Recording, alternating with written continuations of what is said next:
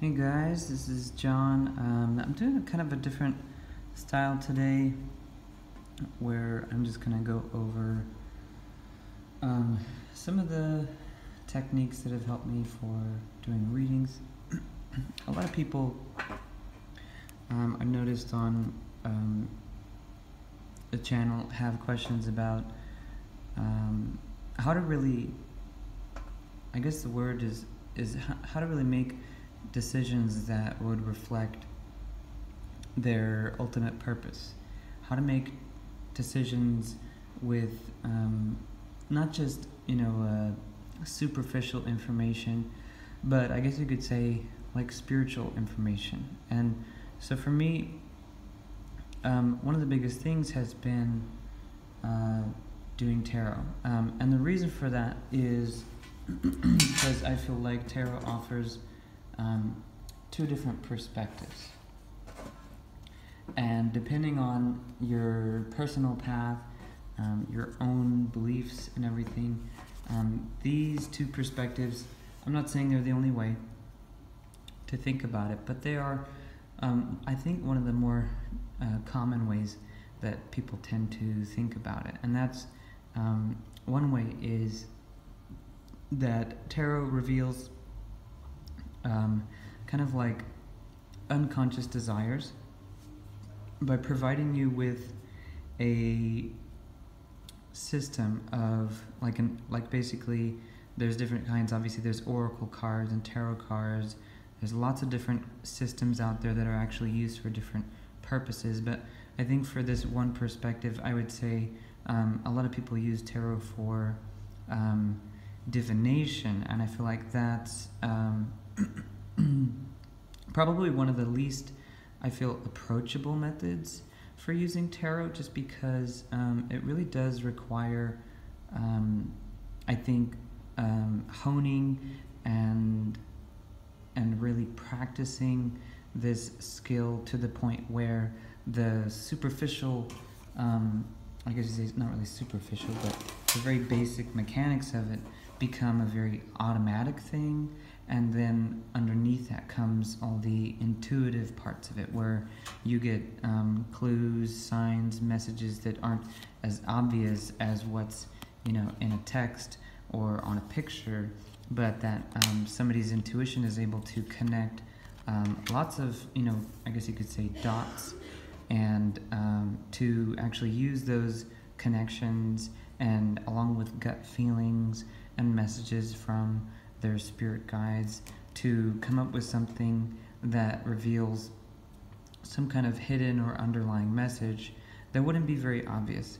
And the other perspective I feel is one that's a lot more approachable, a lot more easy for the average person to both understand and implement as like a practice. And the other perspective I feel like tarot offers is the idea of bringing someone into an understanding of kind of the past and the present and the future, or I guess you could say having a more timeless perspective. And that's the one I feel like I really want to touch on today. I'll leave the kind of intuitive side and the divination side probably for another topic, just because I feel like unpacking both in one video is going to be pretty big. So first things first, there are some basics. So like I said, there's a lot of different tarot decks out there. There's the main Rider-Waite tarot system, which has been around for a long time. It's kind of what most people think of when they think of tarot cards.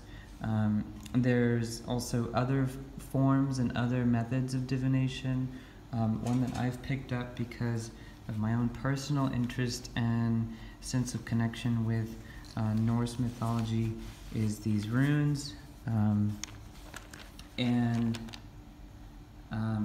what they are is just a large collection of these small circular objects that have the image of runes on them, and they are placed into like a casting bag or a cup sometimes, and they're tossed onto a surface, and the way that they're spread, and there's lots of different details about it, is how you do it, and there's lots of different ways to interpret those signs and the placements in order to get messages. But for tarot, predominantly, there's like I said, there's a lot of different systems. Some of them are based on the classic, which I think has I want to say 21, I think. I don't want to get my numbers wrong. But ultimately, there's two parts to a deck. There's the suits, where you'll have like, as if it was like a deck of classic playing cards, where they have the hearts, the diamonds, the clubs, the spades, except they're called different things. Sometimes they're named, shields or swords or pentacles or all of those things. But so for the purposes of explaining all of this, your own deck will suffice. It's not necessary to get the decks that I have. I've chosen them for very specific reasons, personal to me. So it really is up to you as to what kind of deck you'd like to choose. And if you don't know and you don't really know what you like or don't like, then you really just have to start with something. And as you go along, you'll find out what you like and don't like. You may end up moving on from a deck and picking something else. It doesn't matter. It's not like you're, pissing anybody off. But whatever it is that you like to use, we'll go ahead and get into it right away. So most decks of cards, I don't want to say most and leave some people out, but most cards come along with some kind of, I guess you could say, a manual. But what they are is usually a basic explanation for each of the cards that are in the deck, and then sometimes, not always, sometimes they'll actually come with, like in this book, they'll actually come with extra stuff, which I love, because I love kind of getting not just an understanding of the cards, but also the history behind it, maybe some of structures. Sometimes they'll even give you ideas for spreads. Like this one here, we got the medicine wheel, the medicine shield, and different kinds of medicine card spreads, how to interpret contrary cards, and how to use the blank shield cards that come along with it, because this one comes with some blanks that you're able to write in your own animals that you feel connection to. So not all books come with an extra bit, some do. And so what they're used for is just, it's not a cut and dry, this means this and everything else is wrong. But I really think, like in some cases they've done a lot of work really trying to compile lots of different perspectives into one source. And so they've done a lot of work for you, and it tends to make it easier. You can obviously expand on that knowledge on your own. I recommend it highly. I also highly recommend that you try to actually add notes. Like, sometimes you just add little notes into the text that you're reading from, because as a reference book, it seems kind of a shame to just, if it's yours and you plan on using it until it falls apart, that you wouldn't add any kind of understandings of your own based on how you've used it. So definitely, if you have a deck that comes with a manual, I like to say, feel free to add your own notes and references. I've done that, especially with my runes here. This is my little book here where I have just kind of compiled as much information as I could about each rune, and then kind of added as much as I could on my own experience based on readings that I've done for myself. So anyways, I think I'm kind of rambling. First things first. When you're sitting down to do a reading for yourself, I think the first step in general that's really helped me a lot has been having a period of time before you actually do a reading for yourself to slow down, to give your thoughts kind of an opportunity to begin to slow down and create space between those thoughts, and to allow those thoughts to kind of flow by instead of really hanging on to them and wandering off with them on little trains.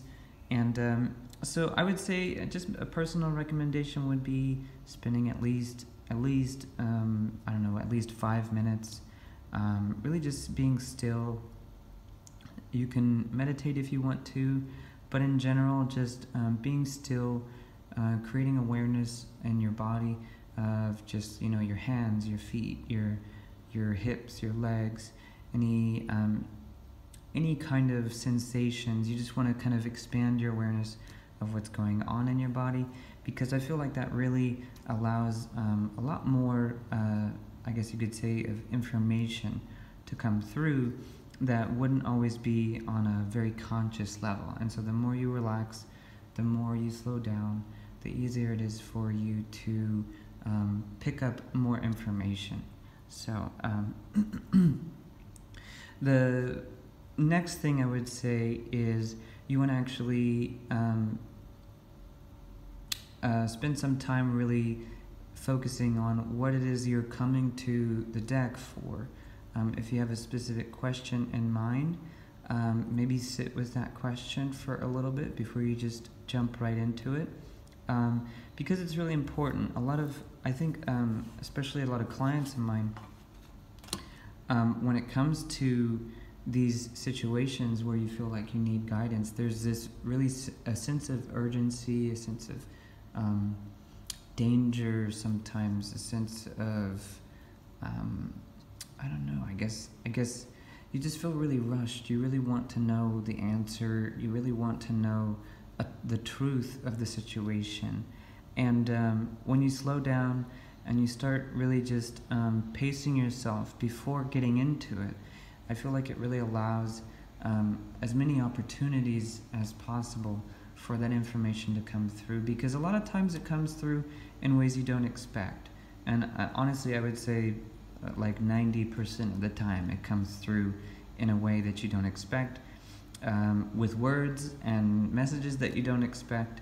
And so when you come to it all rushed and thinking of, oh, I need this answer, I'm so worried, I have this time frame, what is this person going to do, am I going to be safe, how do I solve this problem as quickly as possible? But I feel like in reality, when it comes to having a more timeless perspective, coming to the table with the least amount of preconceptions and expectations as possible sets you up to receive some really great answers. So there are a lot of different spreads to choose from. I can give you an idea just real quick, because I feel like it's kind of relevant, that there are different ways of laying your cards out. You don't have to do it that way, but people have come up with them because it offers kind of like, I guess you could say, almost like, if you've ever heard this, how like sometimes restrictions when it comes to creativity actually allows a momentum to generate a lot faster with your creative work. Kind of like saying, if it's a creative writing class and you sat down and somebody just said, you know, I want 5 pages of something, and anything you want to write is fine. It's not easy for everybody to just from the get-go jump right into a story and to be able to just generate that right away. And so I feel like what these tarot spreads do is it offers kind of like some momentum to kind of get things started for you to work with. And so I'm not going to stick with any spread in particular. I like to kind of do it loosely when it comes to my own readings, just because I like to on the fly figure out just kind of like feeling it out. How many cards do I want? And then I kind of just feel out how many cards I feel would be appropriate. And there's not really any system to it. There's not a rule that everybody goes by or anything like that. So this is just my style. I don't want to put anybody off to anything else. I suggest trying as many spreads and styles as you can, so that you can kind of get a taste of, all the different, ice creams, and eventually you might find either a flavor that you like, or you might even find just a general style that's more flexible the more you get into it. But so first things first, after you've had a few moments to slow down, after you've had a few moments to think about the question you have, then it's time obviously to pull your cards. Now this is where we get into another kind of a thing, and I feel like this is the issue with learning tarot, is people think there's a way to do it. And there are ways that I feel some cultures stick to because it's worked for them, and I don't want to dig on that at all. I feel like this is your own personal path. It should be the way that you feel is right for you. Stepping outside of that in order to make somebody else happy, I feel like it's not going to be helpful. Stepping outside of that and finding yourself uncomfortable and frustrated would be the first sign that maybe there's something else you could try in order to improve your experience with tarot cards. So, but like I said, when you're ready, it's time to actually pull the cards. There's a few different ways that people do it, but like I said, this is another area where it's really up to you. There's no one right way to do it. If you know Rainbow Harmony's channel, you'll notice that she has a very unique way of shuffling that a lot of people have really criticized her for, funny enough, because I feel like there's just obviously people feel like she's not respecting the cards because she's like rough on them or something, or like it's not randomly generating a certain like ratio of like randomly generated cards is not happening because the way that she shuffles it or whatever. But none of that really matters. I feel like what it is what do you feel actually pulls the right cards out for you? So obviously there's the traditional way, the standard way that somebody can shuffle, just like this, where you just do the bridge shuffle, and then you can cut it a few times, you can shuffle it again.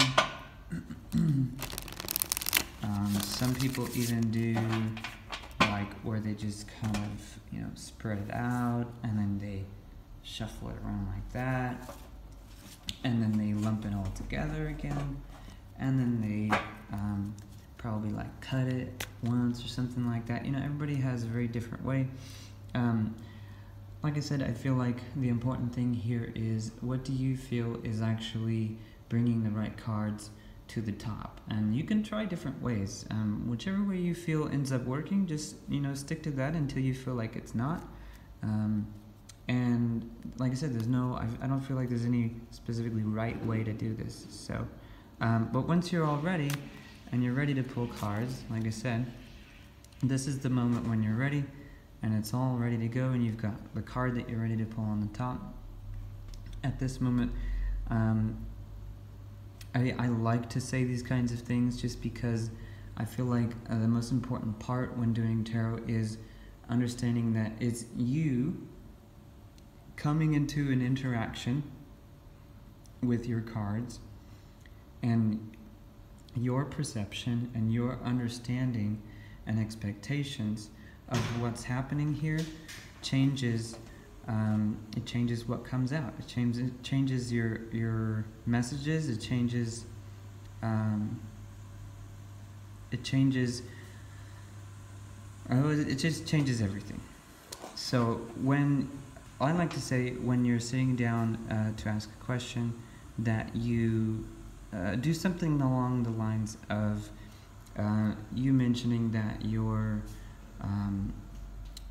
ready to receive a message, you are open to however that message comes through, that you wish that that message be for your, best, highest good, that this is only for your improvement of your experience here, that, like, I guess you could talk about your higher self, that these messages also come from your spirit guides or angels, anybody who's interested in, like I said, bringing wellness and wholeness and spiritual goodness into your life, that would be kind of like the preparation before you actually start going in and pulling cards out.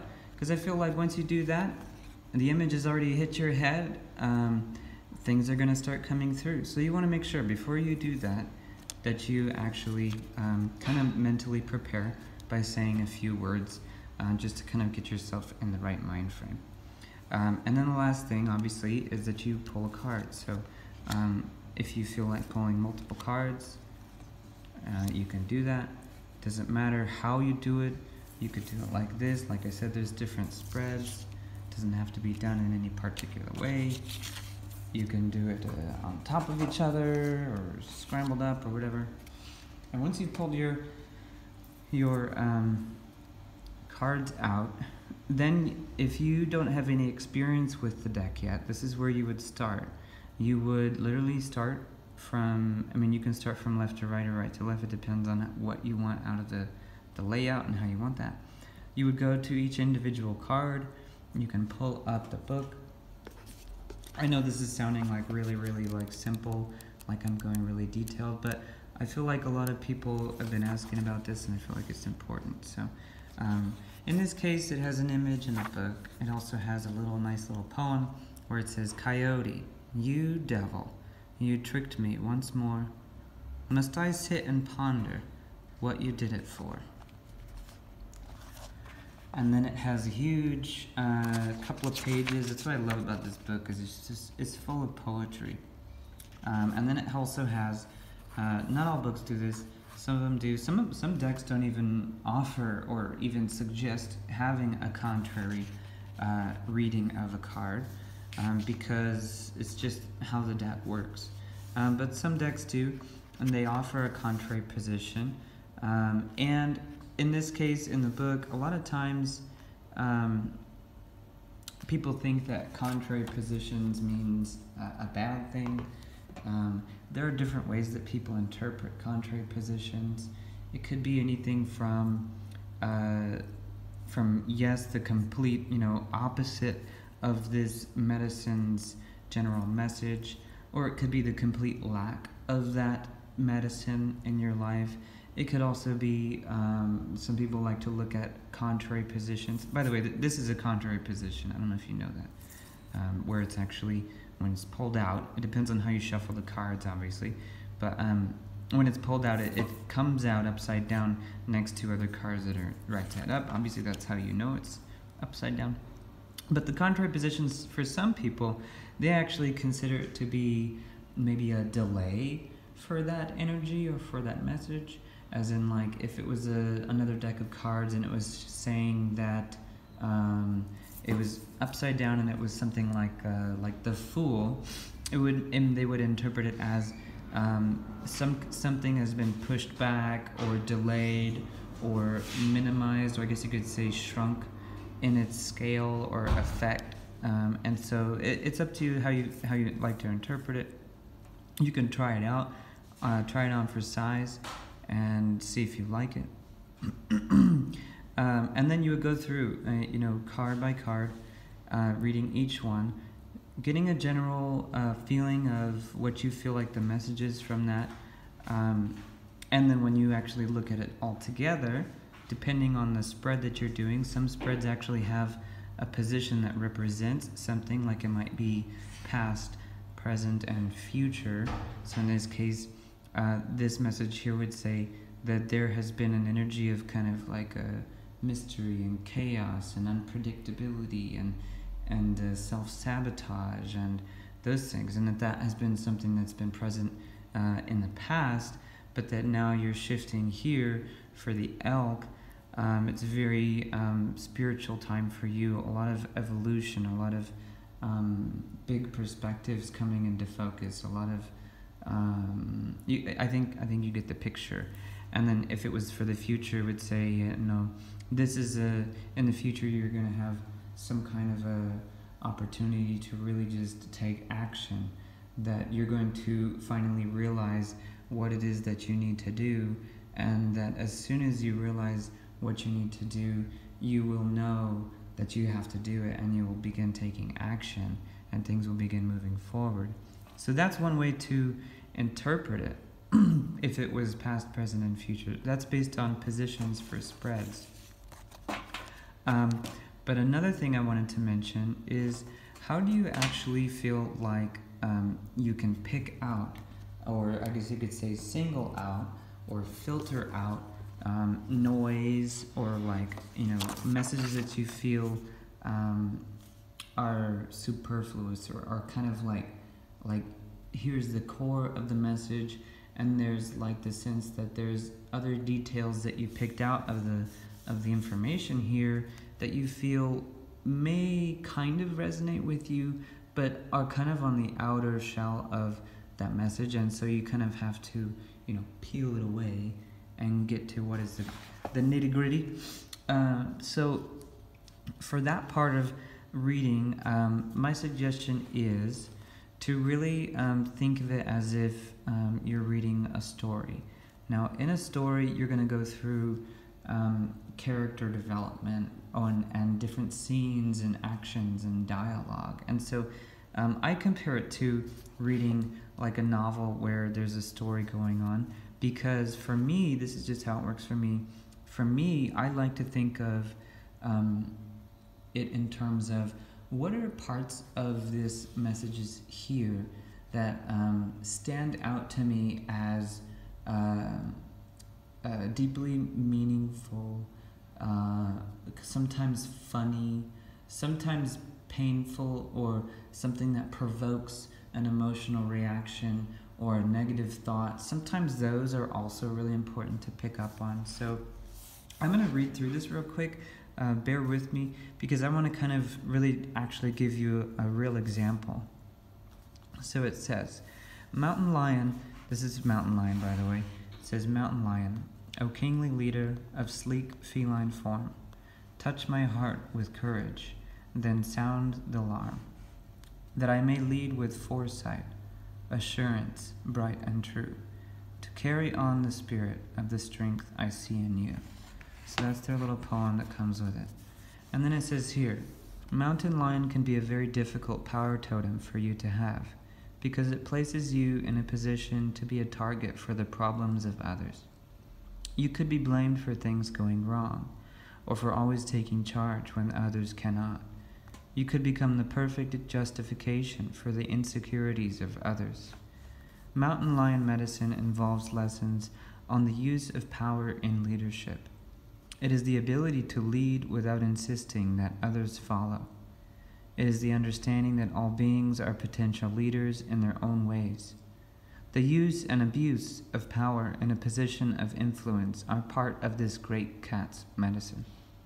By observing the graceful pounce of Mountain Lion, you will learn how to balance power, intention, physical strength, and grace. This relates, in human terms, to the balance of the body. Sorry, I got distracted by the phone making a thingy. This relates, in human terms, to the balance of body, mind, and spirit. The giant feline never wastes anything. It only kills what it needs for survival. The female lion is the hunter who graces her table in a style akin to mother energy. If Mountain Lion has come to you in dreams, it is a time to stand on your convictions and lead yourself where your heart takes you. Others may choose to follow, and the lessons will multiply. If you have pulled the card of Mountain Lion, you may be asked to review the purpose behind your personal beliefs. You may need to discover whether or not your plans include a pride of cubs wanting to be like you or to share in your dreams. If you're already a leader, the question may be whether or not the time has come to push the cubs out of the cave. If you are aligned with cat medicine, you are considered to be king of the mountain and never allowed to be human or vulnerable. The pitfalls are many, but the rewards are great. So I know that was kind of long, so thanks for sitting through it. But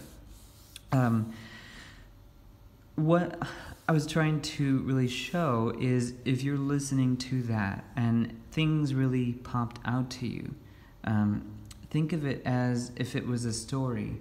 Are there any characters that you connect to? And so, kind of like as a metaphor, as I read through here, obviously you may find it difficult to catch, like, where are the characters? I don't see any dialogue. I don't know what you're talking about. What's the scene? What's happening in the situation? This isn't like a novel at all, but I'm just talking about in terms of when you actually sound it out. And I would say, as a suggestion, if you're having difficulty really getting messages from the cards that you're working with, that you actually read it out loud. It actually helps to kind of pace the flow of the text, and it also, when you hear it, hearing words, it's kind of a funny little loop, but it leaves your mouth and it enters your ears. So when you literally hear, it's also like when you're saying it, you're literally hearing it at the same time. And you can have a different effect because you're really feeling it a lot more in your body.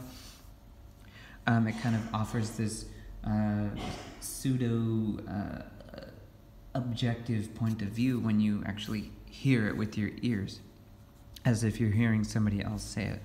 But like I was saying, if there's stuff that pops out to you, like, so when I was reading that there, what really popped out to me was a couple of things. If I'm going through a situation, for instance, let me give you an example, and that might help really clarify. If I came to my deck and I was asking for, let's say, I'm dealing with a situation where, I'm just making this up, I'm living with roommates, I'm going to school, and I'm in a degree that's very challenging, and my roommates are distracting, and they're partying a lot, or they're disrespectful of my study time, or they are, accusing me of this, or belittling or questioning why I'm doing this school, etc., etc. You get the idea. Then, if I had pulled this card, I would say, things that that I would pick up here.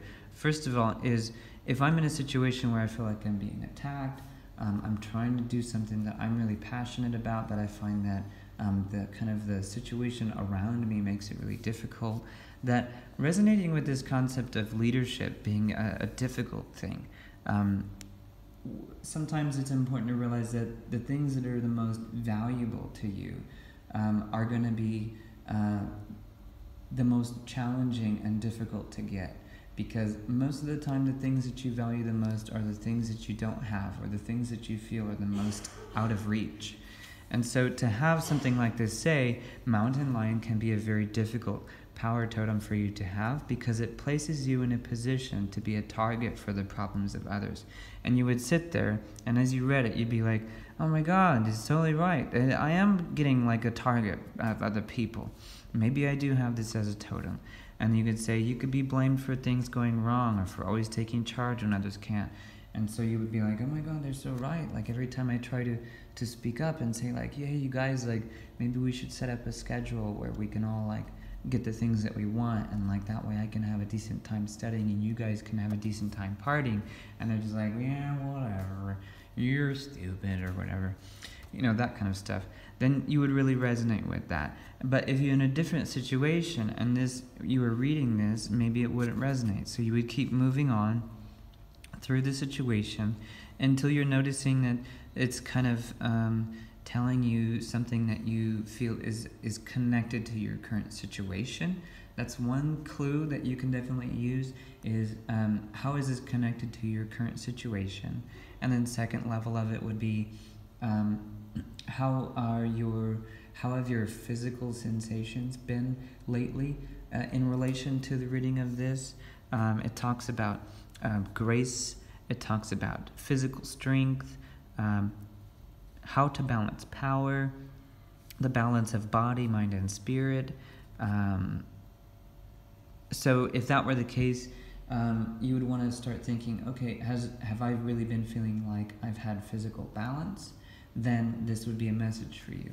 So I'm just working through this bit by bit, because I feel like people feel like, oh, I don't have any intuition. I don't really know how to pick out messages from the cards that I'm getting, or I don't really feel like I have an intuitive bone in my body, or I'm not really feeling like that psychic. All this is a process of awareness, and I feel like the more aware you can be as you read through this of your current situation in a physical way, in a mental way, and in a spiritual way, that this will really kind of expand the kind of connections that you can make with your cards and in your readings. So I guess that's kind of most of it. I'm trying to think. Oh, I guess the other part of it. I feel like the best way for me to show how exactly multiple cards can interact with each other and provide a very different message would be for me to show you runes. And that's because the way that runes are read is very different from cards, but I feel like there are some similarities in how it teaches you to kind of look at a scene or like a picture of a reading instead of just looking at individual cards. And it helps you kind of understand how to really visually interpret the placement of the cards and to use that information to your advantage in your readings for yourself.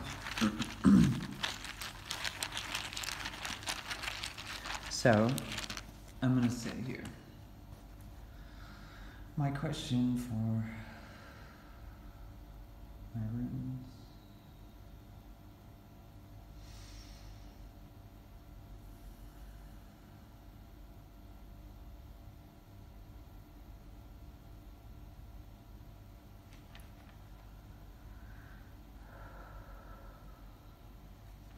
Okay, so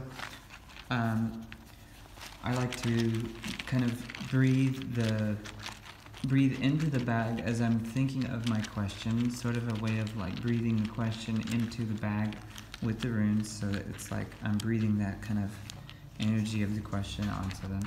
And then I mix it around in the bag, because it's not a perfectly huge bag where they can all really bounce around. So I reach in there and I grab a couple, and without looking at them, I scatter them, and this is perfect. Kind of funny, but sorry. Still getting over a cough. So my question was, is there anything I should know, messages regarding my physical health right now?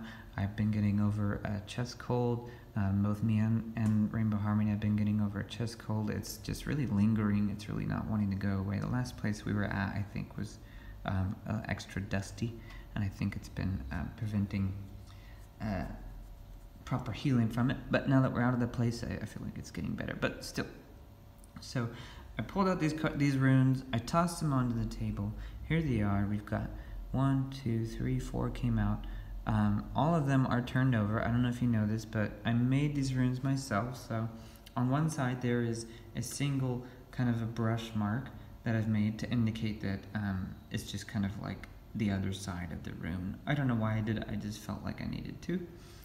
On the other side, and this is all about technique, this is your own choice, so when you look at it, if it's fallen over on the other side, what I like to do is I turn it horizontally, not vertically. Because if it was like this, and I turn it vertically, all of a sudden it would be right side up instead of upside down. So when I turn it horizontally, I actually get to see the way that it is turned over. So,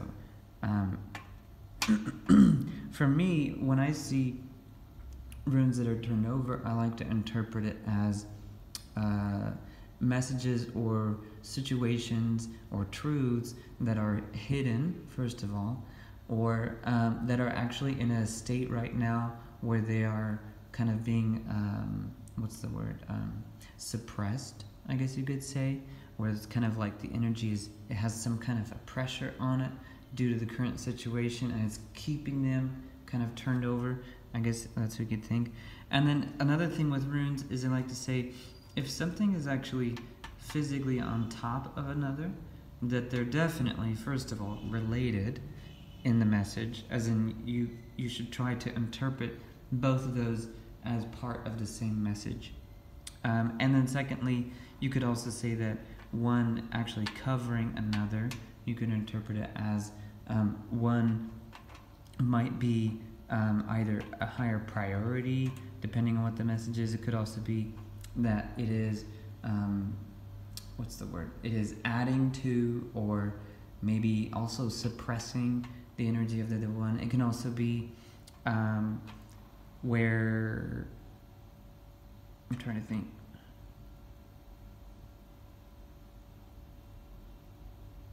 Yeah, if it's on top of the other one, you could say it's adding to it. So what we'll see now is I'm going to turn it over horizontally. I couldn't think of what it was, so I just rather move on. And I'm going to put it back where it was. Turn it over here. Sorry, is that about right? Yeah. Okay, so... Sorry, I'm still coughing. It's probably really obnoxious. I have Rido, this is Fehu, Uruz, and Hagalas. So, a couple of things. When you look at it as a scene and you think about how this might relate to, say, cards, for instance, I didn't want to just go off on this and then you're going to like, well, this has nothing to do with cards, so I can't really pay attention anymore. One of the things I want to do is kind of put them side by side and kind of help this show up. So if you're not using it as a spread in general, you can do this with cards, just kind of making up your own spread. And what I'd like to say is you want to think about a few things. First of all, with cards, obviously it's different than runes because they don't have scenes, they don't have names or anything that are written on them, so you can't think of like maybe words. But with runes, you can think of sounds that are present, like this is Raido, Fehu, Uruz, Hagalas.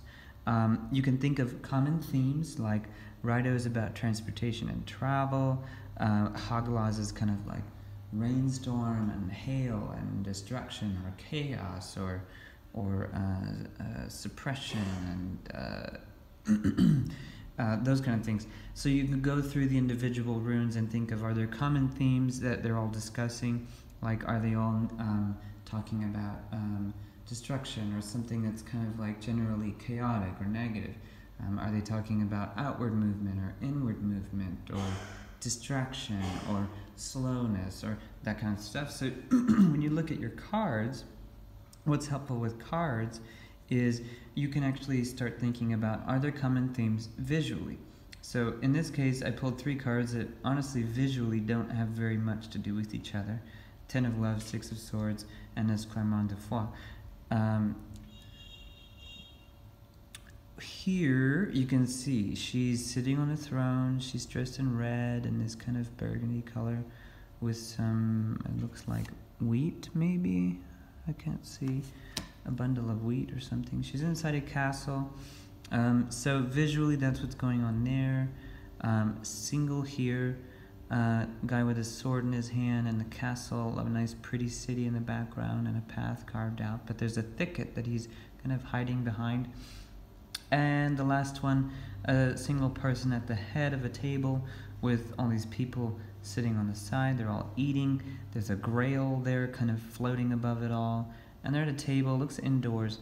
So what you want to do sometimes is visually inspect what's happening in the scene. If you don't find anything at all relevant, then you can start thinking, does it appear like there's a story being told from left to right or from right to left? Well, let's see, they're having dinner. Somebody leaves.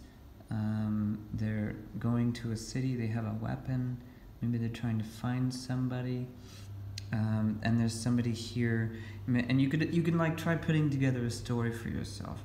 Like in this situation, what if this castle here is the same castle here? And what if this person leaves family or community, and they leave their community to go with this weapon to attack this person sitting on a throne. So I know that's like a really crazy kind of stretch, but you have to think what comes naturally to mind, or what pops as the first thing into your mind as a suggestion.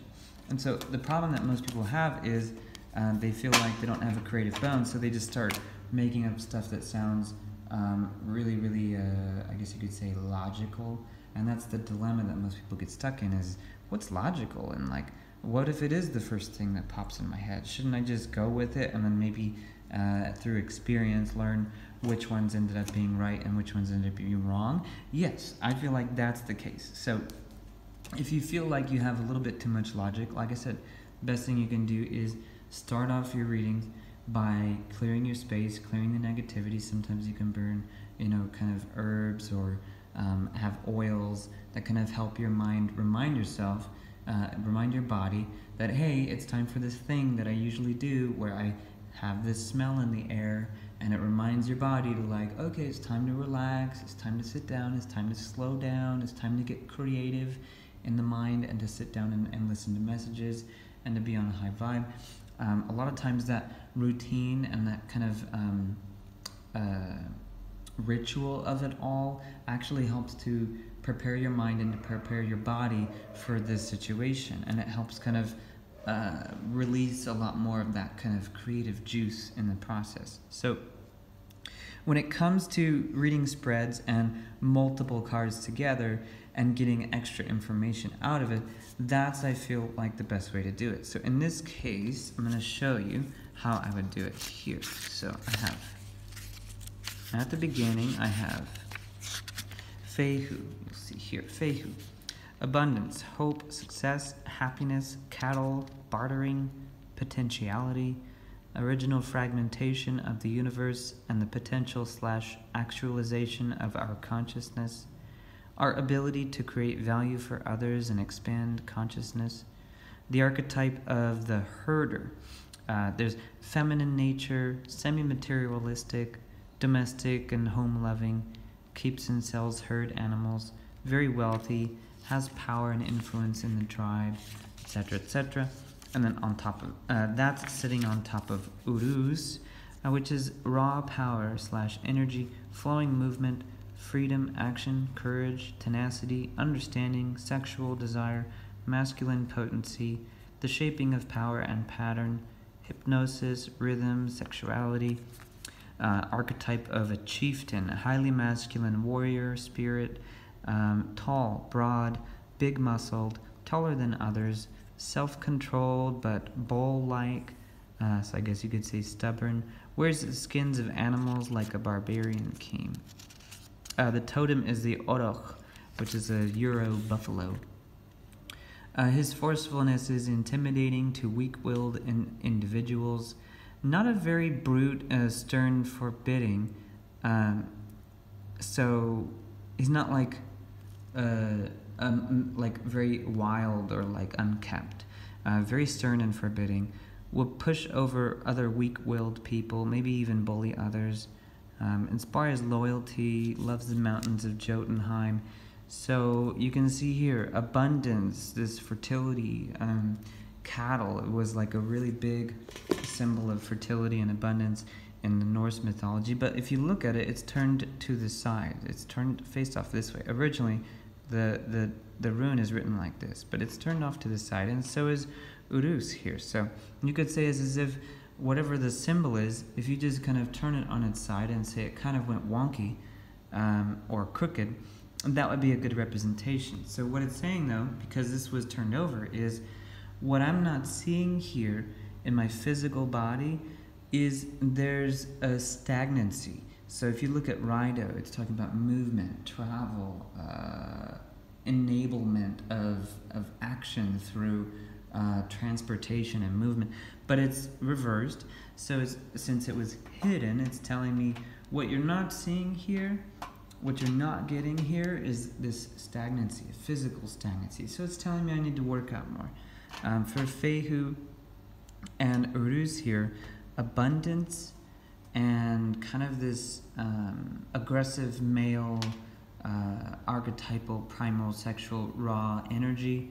It's saying abundance turned off to the side is on top of aggressive, like male energy, primal energy, raw power is turned off to the side also, but it's, like I said, it's on top of here. So if you're thinking about this conceptually, a lot of the times the problem is this is about abstract thinking, abstract concepts.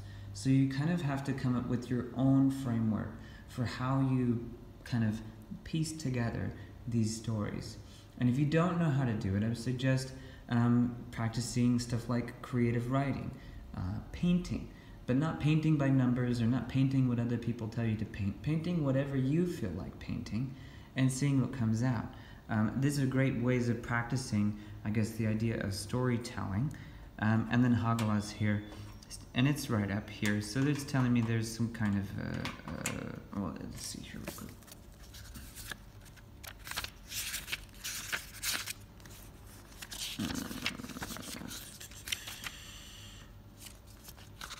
There we go. Destruction, entropy, energy dispersion as a side effect of manifestation. Yeah, so it's telling me what's hidden here is this is a result of some manifestations I've been working on. As soon as I send my energy, my intention out into the universe to manifest something, it's talking about the concept that sometimes when you're manifesting stuff and you're dispersing that energy, it can actually cause lots of stuff to get shifted around and moved around. If it makes sense, you're trying to make a change in your life, it's going to change things. It's not going to keep them the same. So stuff is going to get shooken up.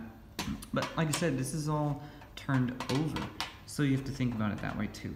Anyways, I hope that this is clear, that this kind of makes sense. I wish I could really get into it, but I'm kind of breaking a really long time here.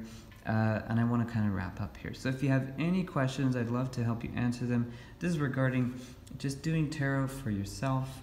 I didn't want to get into doing tarot for other people because I feel like it's very personal practice. Interpreting this information and getting into it is a very creative thing, and it can be a very creative process for you. And like I mentioned before, this is a very awesome way of getting into the moment, of having a more timeless perspective, of thinking about how the circumstances and the environment that you're in are actually also chock full of messages and signs. As you start practicing what's going on, recognizing what's going on in your visual system, in your sense system, and what you're experiencing with your body, when you start paying attention to those signs and to those random occurrences, random occurrences, when you start paying attention to those and start noticing, are these connected? Do they tell a story? What's the underlying theme here? Am I playing a character that does this, but not this and not this? And what does that say about me? You know what I mean? It starts teaching you, the tarot, I feel like, starts teaching you to recognize and to stop checking out and dissociating, and to stop just kind of floating along when just reacting to things. It starts actually teaching you, oh, okay, so I'm noticing these patterns that are happening. I notice how they tell a story. I'm starting to understand maybe some meaning behind it, and then you start actually interacting with it and creatively engaging these situations, and I feel like it's a really great help. And that's why I really wanted to share this with you guys. So I hope I covered everything.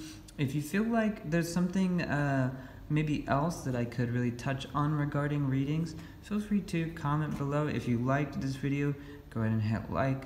If you haven't subscribed already, I suggest it. I'm getting in the habit of doing this as much as I can to try and share as much of my experiences doing tarot readings for my clients.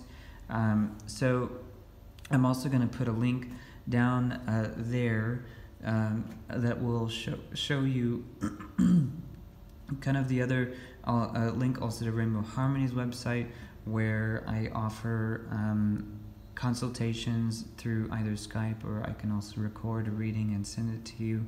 You can check that out if you want. I also have a lot of other videos I'd like to link where I talk about dreams, because I really love doing dream interpretation. I do it for Rainbow Harmony all the time, and I do it for myself. And I'm starting to study lucid dreaming. So, like I said, if you liked what I had, go and like and subscribe. Comment below if you want to hear something else, or you just want to let me know what you thought. And otherwise, I hope you have a good day. Peace.